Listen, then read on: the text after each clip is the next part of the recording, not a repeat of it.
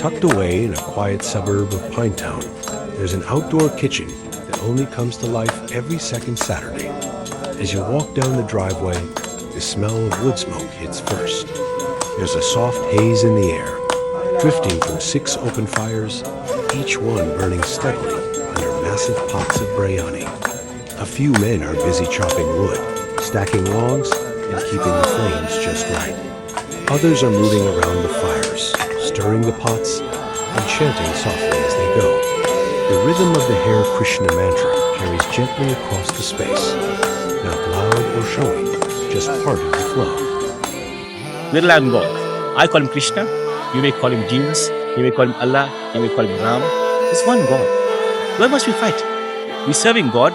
We must serve one another, isn't it? So what our goal is to serve everybody. We serve the white people, the black people, the Indian, the colored people. It doesn't matter what religion you are. It's food. If people are hungry, they'll ask you what religion you're from. They want food, isn't it? Yeah, so that's what we do. The kitchen is run by Raj, a soft-spoken but incredibly passionate devotee who, along with his wife and a handful of volunteers, keeps everything running smoothly. He takes a moment to talk to us, explaining how the Pinetown branch of Food for Life came together. But Food for Life South Africa is like a worldwide organization. It's been around for 50 years. So we've got centers throughout the entire world. In any part of the world you go, there'll be a center there and doing Food for Life. And it's against all what we do down here in Durban, it's the same in the US, it's the same in Italy, same in France, India, it's the same. Where we as volunteers, everyone say all volunteers. We don't get paid. Payment from the Lord. The payment come upstairs. He's the payment. But every one of us here, we're all doing voluntary service. So we're not getting paid for it. It's our time involved, cooking and giving to the people out there. You know, where people they need it. You know, where the community is really suffering, they're needing it, we do that. So basically, part of Food for Life, our goal is now to, wherever there's a need, we must fulfill that need. So you'll see also one more point is that when Food for Life started in India, our founder Acharya, his name is Prabhupāda. You saw Temple Prabhupāda. Prabhupada was in India, with his type from America. He's sitting there in the room. He saw outside a dog and children fighting for, it's called chapati bread, for the piece of bread. He told the disciples, I want you guys to go throughout the world, temples, feed people within a 10K radius free of charge. Give them free food. Because I saw a dog and a child fighting for the bread. Why is that? Why is that be? You've got temples, like a church you've got. Your duty is to serve the people around you. If I'm in Pinetown, so if it's people around you, I might be able to serve them, not make money from them. You see? So the whole idea came from Prabhupada in India. So his disciples from America, they went throughout the world. Again, Germany, Italy, Argentina, every country they went to, they started Food for Life. And they started distributing food. So you see how it's come a long way where we're doing still the same thing, we're still continuing. And now we've got centers in whole South Africa. You go to Midrand, Cape Town, Pretoria, everybody's kitchen. So I think there's about 30 kitchens now in South Africa? Yeah, about 30 kitchens, about the year. But you see, it's all voluntary. It's like not this is my home. So how long have you been doing it? I only said 5 years. When COVID started, COVID started in 2020, then I started. But prior to this, at my home here, I've got an ISKCON center, about 16, 17 years. Yeah. So every Wednesdays, I invite people to come. You must come on Wednesday. Come on Wednesday, we have a small service, and then we serve supper on Wednesdays. That's been going on about 15, 16 years now.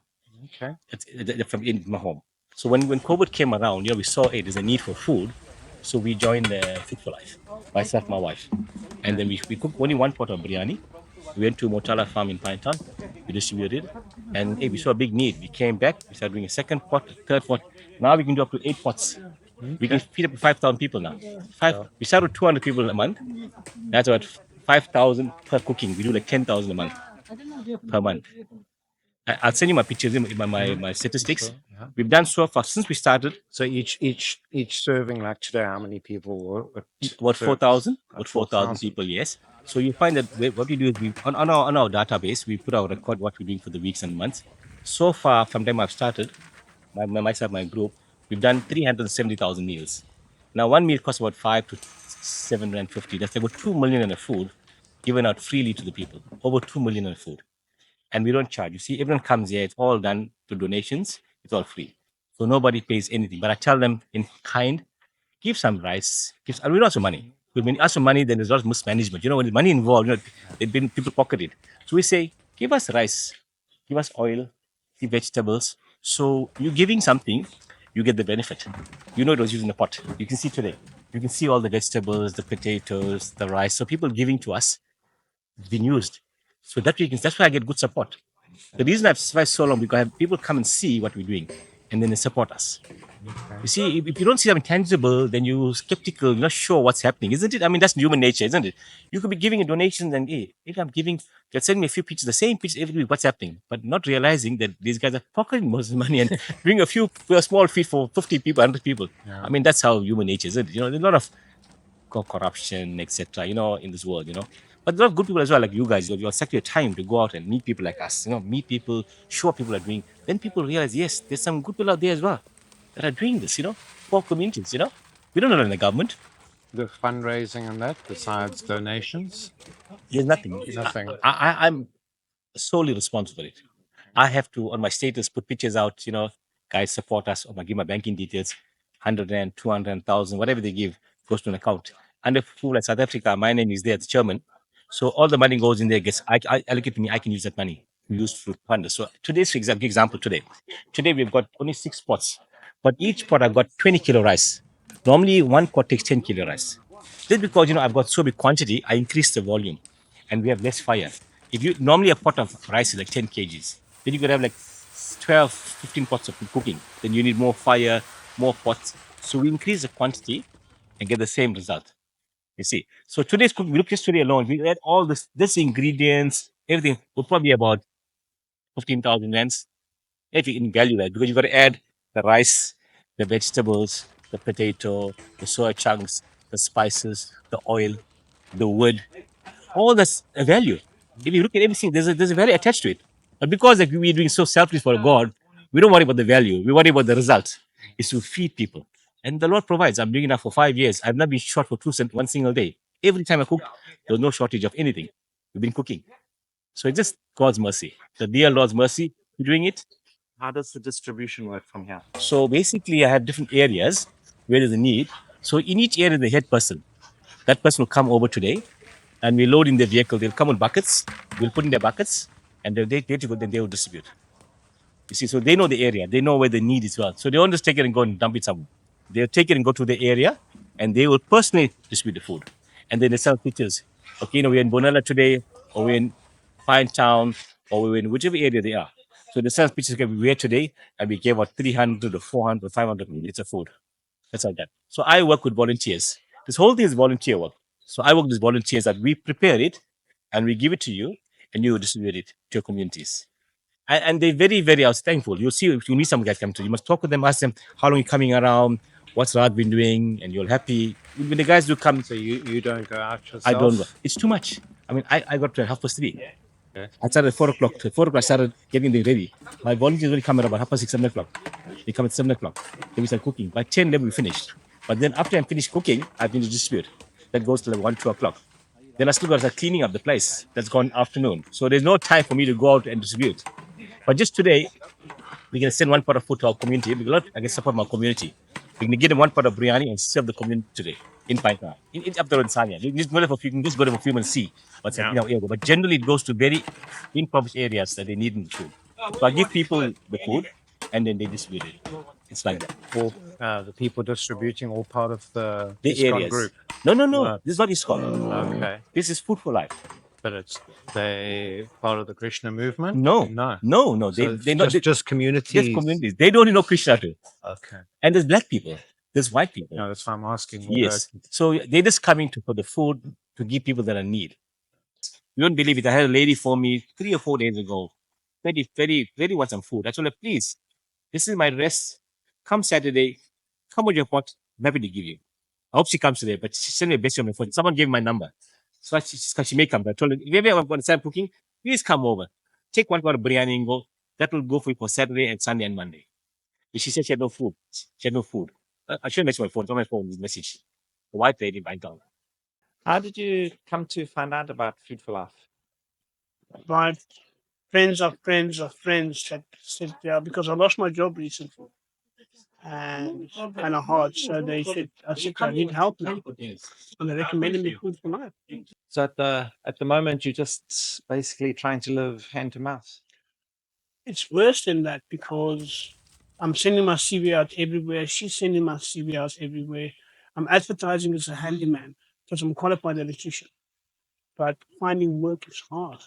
It's hard. And fish jobs, yeah, but you get money for today, but maybe 400-500 for the day if you're lucky. So people don't really want to pay. So people can't. The economy is down. So it's kind of hard at the moment. But I'm glad something will pop up. I hope. But I won't give up.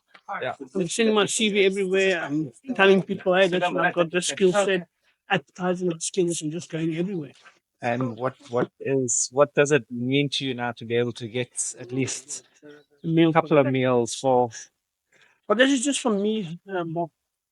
Mom's a pensioner and she's a writer, so she only gets money when she finishes a book. And in the meantime, I'm advertising and asking every. This means that I can be eating now. Maybe tomorrow if we're lucky. So every little bit makes a big difference at the end of the day. And then I'm going to ask people for money because there's so many beggars and drug addicts out there. So I'd rather work and say, listen, can I work in your garden, for example? But people, they're weary. I don't blame them. Yeah, it just means the world. We walked far. We got lost many times. And here we are. Praise God. Sure. Well, I'm glad you've got some nice meals for yourselves now, and we can hope things go better. Yeah, we don't give up, At the end of the day, thank you for Mr. Raj and for you guys. It makes a difference. Because we asked around and the local churches, they want you to be part of their churches at the end of the day. And it's hard. We're asking for people for work. I don't want handouts, but I'm in this position where we do need to ask for help. And it's a humbling experience. Because once you have everything you lose, you rock bottom, then you realize, hey, this makes a difference for everybody. We've got a small kid, so still need to provide for her too. It's kind of hard. I don't want to be a beggar, but work is scarce. Hare Krishna, Hare Bol. And around how many people are you feeding? Like roughly 260 families. 260 Averaging families. about 5 to 7 in the family. Okay, sure. That's amazing what you're doing. Thank you for helping the community out. Hare Bol, Hare Krishna. Morning today. My name is Pastor Reverend Ezetan. I am coming from Hammersmith side, Georgetown. We're running organizations that are helping people. The other one is Meals and Meal, as you can see, and then feeding people and then those that are hungry. And then we've got a lot of families that we are feeding. And then at the moment, we are feeding people through Food for Life. And then they've been doing great things since we partner with them, and they are so doing tremendous work. A lot of people now, they are so hip about what they're getting breyani, and then every day, and then every second Saturday of the month, and another second Saturday at the end of the month. So thank you so much, and then Food for Life. And about how many people are you feeding in your when you do? In that side, so we're feeding almost because it's family, different people. So we're feeding maybe around about from 100 upward. From 100 upward, because we normally feeding with 6 buckets. So, but mostly they get enough. Families. Families. Yeah, so we from the ISKCON, which is a men's shelter just outside of Durban, Cliffdale region. We feed about 140 men. We offer food and shelter. We take them to the clinics if they need hospital treatments. And then there's a small community just up the road that we also help out, and a creche as well. Okay, excellent. That's good work. Yeah. Thank you for helping the community out. No problem, you're welcome. You always the same group of guys, or Yeah, gender the same. Generally the Gender same the same. group. Gender the same. Both people. I noticed all of them Yes. are elderly guys. Yes, true. Is there a younger group coming through? That is the problem. So I would like to inspire the youth, to get involved in these kitchens throughout the world, throughout South Africa. It's a good thing. Also, it's also fulfilling. If you feel nice that I've done some good service as well, isn't it? It may just works an hour probably, not much of your time, but look at the benefit. You feel so like you're serving mankind. You feel that love. People come say we're hungry, and yeah, you give them free food. How happy they'll feel. Don't you feel nice about that, guys? You're not needed. As much as you have this demanding world, but you're not needed to do this as well, because you need something spiritual as well. Material life can't help you totally, isn't it? There come a point in your life that material can be end. But what happens then? When you go, when somebody's like terminally ill or somebody's very sick in hospital, doctors say, listen, we've tried the best we can. Just go and pray. You say, we've done everything we can. It could be a youngster, elderly person. We've done everything for you. There's nothing more we can do. Just go and pray. Isn't it? So why wait for that? We should be let our youth know, guys, that you guys are also needed. We want to also show you, but at the end of the day, this movement must continue. We've been around for 50 years. You all are the next generation. You all must take it forward as well, isn't it? Guys, Food for Life South Africa, Pinetown, Johannesburg. We want people to get involved. Please come over. It's only your time. Only your time, maybe an hour or two. And then after you come over, you prepare, have the devotees. When you finish, have a nice lunch. Take and go home as well. And feel fulfilled because you serve mankind. But we'd like to get people involved. And as I said, we in Pinetown, if people in Pinetown want to come and join us, want to help us, we're more than happy to receive them. We always say volunteers are always welcome, isn't it? Because you're helping us in a way, helping yourself in a way. It's a win-win for both parties. Am I right or wrong? Isn't it? So we'd love to get more people involved. Like the youth must get involved, the women must get involved. We'd love that. But there's that they must make the sacrifice. But if you look at my kitchen example, I've grown in the last 5 years to maximum. It's hard not to. Well, sometime on a rainy day, what happens? How do you cook on a rainy day? Think about that. Okay, the pots are there, and the extra pots, 3, 4, 5 pots extra to cook. You can't cook in the rain. You see, that's also a challenge. So I can only cook up to 6, maximum 8 pots I can cook. I have a small kitchen. I don't misuse money. I'll tell you why. Although we get public money coming in, one bag of rice can cost 200 rands, 250 rands, or when there's special happening in Spa or Pick and Pay, 100, 150 rands. So I will go there that time, I'll buy 50 bags and keep it because the price is cheap. Then I'll use the stock. I won't want to go every week and buy a 200 a bag. You're paying 50 and more bag. I mean, if I'm using 12 bags, 600 extra money we use. To save that money, I look for specials everywhere. When rice on special, oil on special, we buy bulk. And we keep it, and we distribute. That way we're saving the money for our money and the public money. We come here and misusing the money. And yet we're an NPO, we have an NPO number. And as I said, actually, we're very reputable. We're around for 50 years. So it shows for something that we're very tangible, So we should be assisted. But it's not that so. It's hard. I personally have to ensure that I get the donations, I give out the receipts, I buy the rice, I buy the oil, have it over here, and do the cooking, and do the distribution. But it's my passion. I love to do it. I'll do it till the day I die. I have no problem with that. But I know the Lord will provide me. I know that. As I started 5 years ago, one pot, and see today it's got so many pots. It's all the mercy of God. Imagine now, I told you on my figure, I've done 307,000 meals. That's 2 million of food. I've never received 2 million then.